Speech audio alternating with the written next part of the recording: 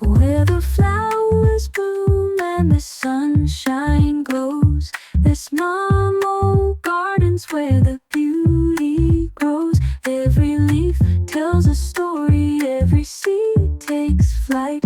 In the garden's heart, everything feels right. Es mamo, sing it to the sky. Whisper to the petals as the clouds drift by.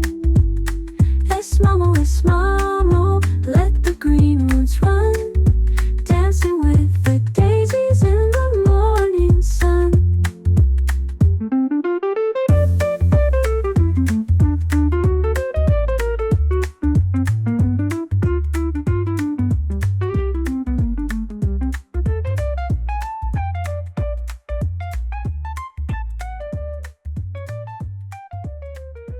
Hello everyone, welcome to Esmamo Gardens.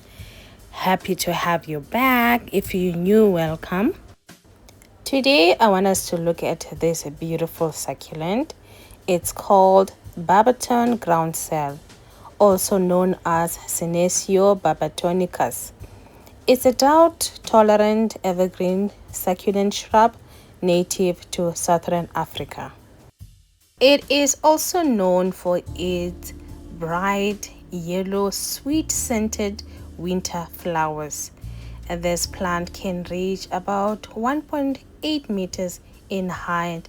In dense, woody-based plant features finger-like green leaves and attracts pollinators like butterflies. It's a low maintenance, thrives in full sun and prefers well-draining soil. A drought-tolerant succulent that often develops dry, crispy, or dropping lower leaves when it's not receiving proper care. You can see here with mine is either underwatering or overwatering. So I will go ahead and trim the lower leaves. I will disinfect my pruners with 70% of alcohol and cut the lower leaves.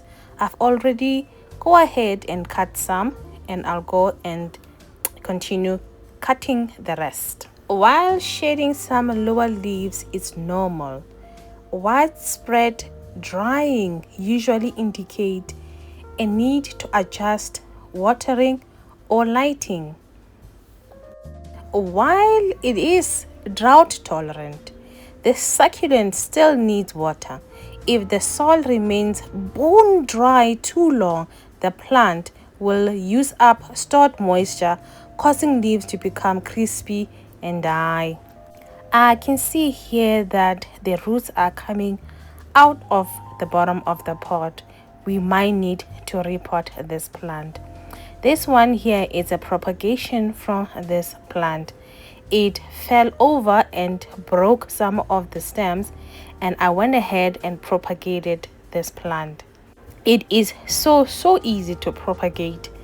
One of the stems, cut, put it in soil, you get yourself a new plant.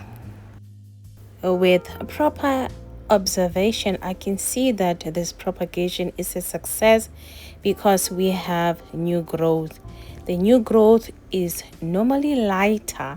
The leaves are lighter in color than the older leaves.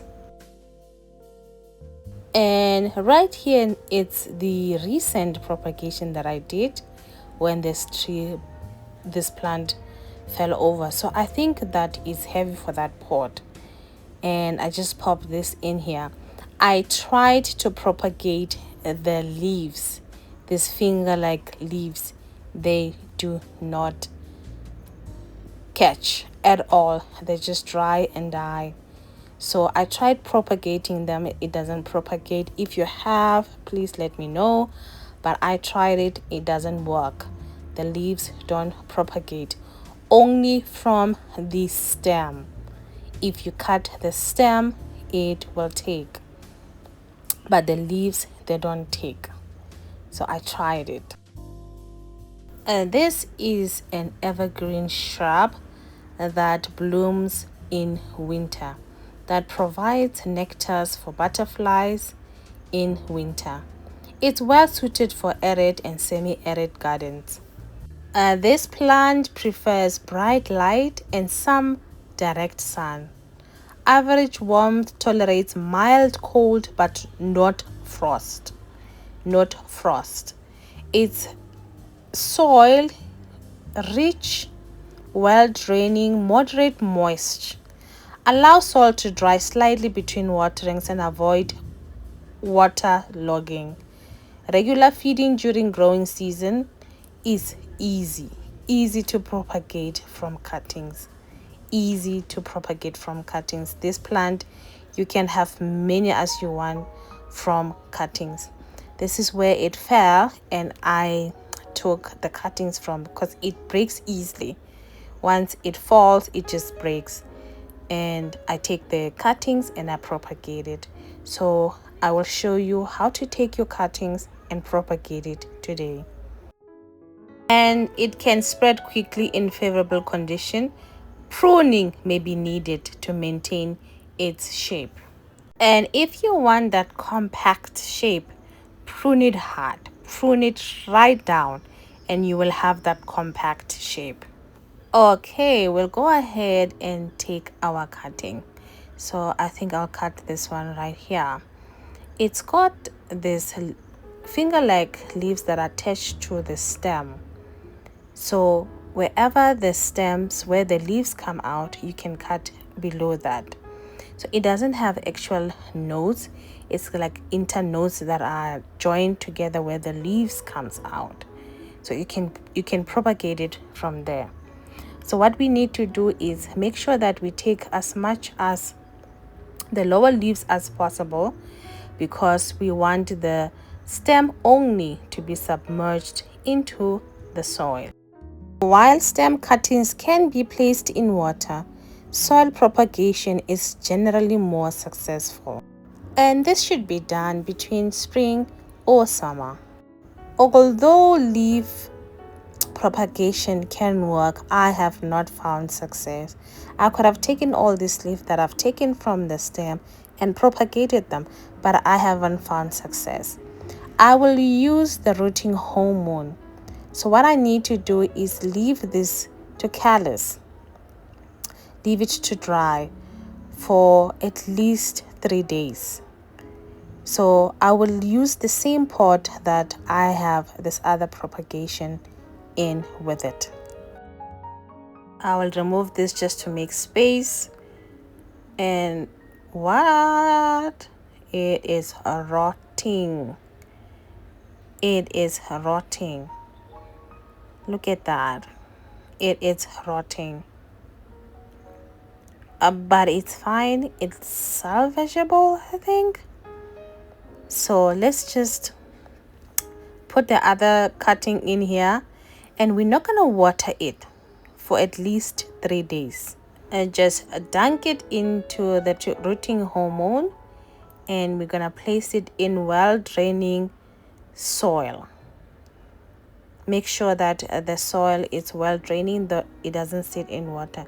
So I have covered all this part that I removed the leaves with rooting hormone, and I will go ahead and cover it up. I will not water it for at least 3 days. I just need to remove a few extra leaves so that it can sit nicely in the pot.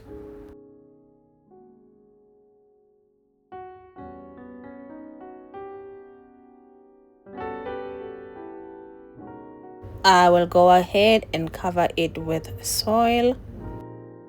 After the 3 days, when I have left this cutting to callus, what I'm going to do is I will keep the soil slightly moist, and I will place it somewhere with bright indirect light, and we can expect roots in 2 to 4 weeks. There we go. It is looking good and it's sitting pretty and stable. The rotten cutting, I'm just gonna cut the part where it has rotten, and I will do the same. Dunk it into this rooting hormone and leave it to callus. Probably I didn't do that. I probably had watered it the same day. That's why it has started to rot. But I'll do the same with this one, and I'll leave them. I will not water them for at least 3 days, and then I'll water this plant and make sure that the soil is moist, consistently moist, until it starts rooting. And then from then I will only water when the soil is dry. I will allow the soil to dry between waterings to prevent rot, and I will decrease my watering, especially during winter. I will not go and take out this to see if it has rooted. You can see with the vibrant, bright green leaves that this is a success because it's giving us new growth. And remember, this is a fast growing succulent. Did take some cuttings to the village garden. I cannot wait to see how they transform that place. And I'm looking underneath the pot and I can see some roots are starting to come out. So you can see how these cuttings caught very quickly, and the roots are filling up the pot. Now let's repot this plant. I will use this other bigger pot. It's slightly few inches bigger than the previous one, but hopefully this one will be stable in this pot because it keeps flopping over and breaking. You can see it's not steady. Caution, this plant is toxic if ingested.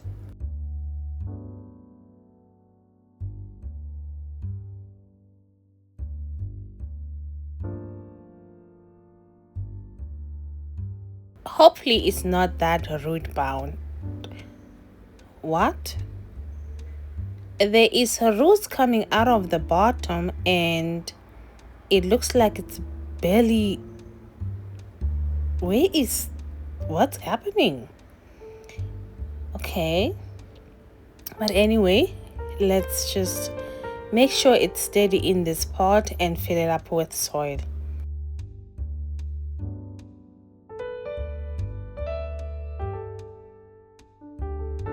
There was clearly roots that came out of the bottom, and when we checked it, it looked like it barely rooted.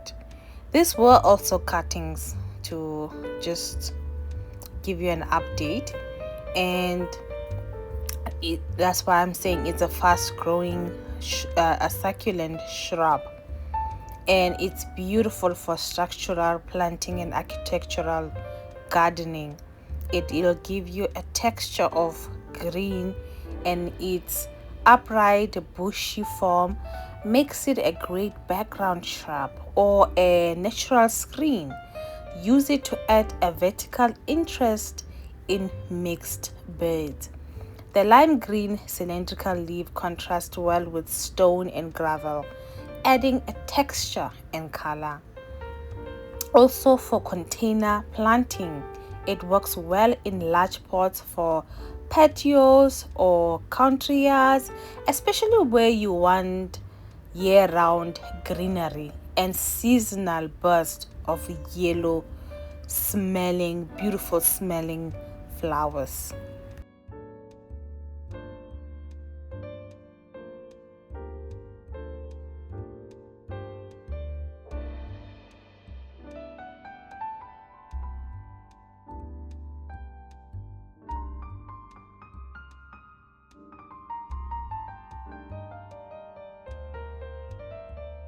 There are two individual plants in this pot. Maybe I should just separate them far apart so that they can allow space for each other's growth.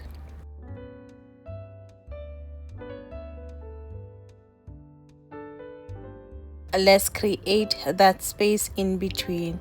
Let's do that.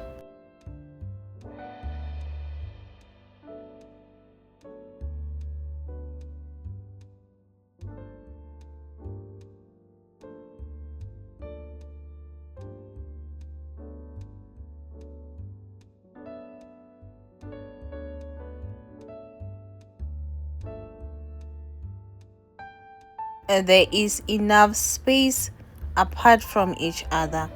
All of them, one is right at the edge of the pot, giving each other enough space for growth.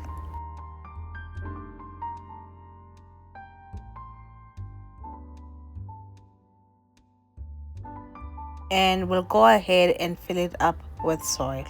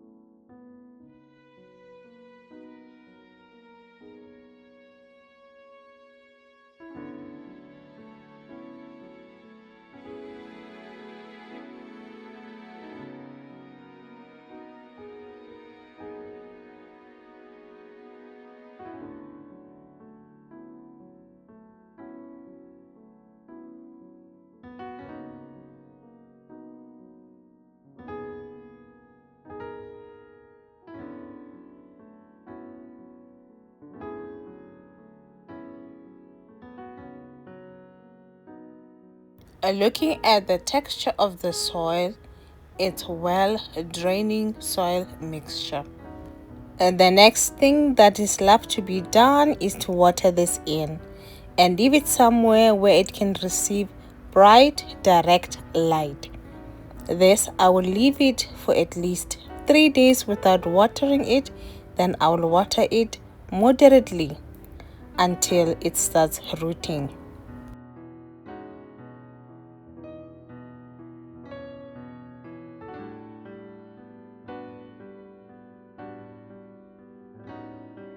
Now it looks like a brand new plant. No more dead leaves at the bottom. It is trimmed, it is groomed, it looks way better. I cannot wait to see if it will bloom indoors. I wonder if it will in winter. Let's just wait and see. It is named after one of its native localities here in South Africa, in Barberton, and it's now being cultivated elsewhere for its drought resistance. Now you know a little bit more about this beautiful succulent called Senecio barbertonicus, Barberton Groundsel, or succulent bush Senecio. After the cut back or that trim, it will slowly start filling up this space very quickly. It looks amazing. Thank you so much for watching. Please subscribe, like, share, comment, and I will see you soon.